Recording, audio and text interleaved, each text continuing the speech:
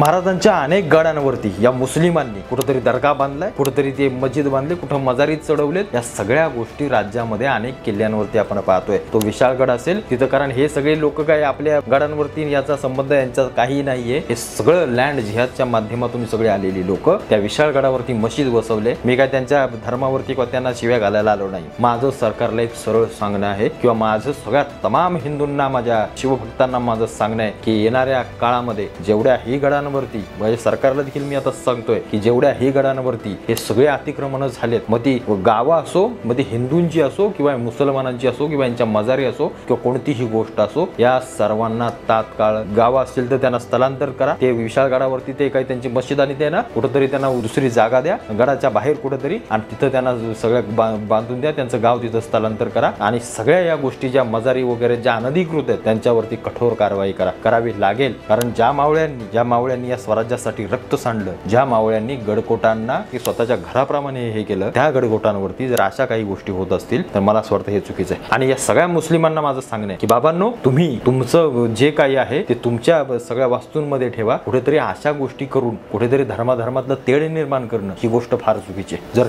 कुठला हिंदू जर तुमच्या मशिदीत येऊन जर काही चुकीचं कृत्य करत असेल ना, तर त्याच्यावर कठोर कारवाई झाली पाहिजे। पण तुम्ही जर चला आमच्या ह्याच्यात येऊन जर तांगड्या घालत असाल तर बाबांनो, आमचा इतिहास 125 वर्षाचा आहे आणि तुम्हाला आम्ही अटकेच्या पलीकडपर्यंत दाबलंय, हे कधी विसरू नका। हा इतिहास कधी विसरून जाऊ नका, कारण मराठ्यांच्या मनगटातली ताकद आज ही जिवंत आहे, एवढंच मी तुम्हाला सांगतो। त्याच्यामुळं या सगळ्या गोष्टी सलोख्यानं सुटतील याच्याकडेच आपण सर्वजण पाहू, आणि या सगळ्या गोष्टी आणि या सगळ्या वास्तू सरकारने कुठेतरी स्थलांतरित करून त्यांना नवीन जागा द्यावी, एवढंच माझं वैयक्तिक मत आहे।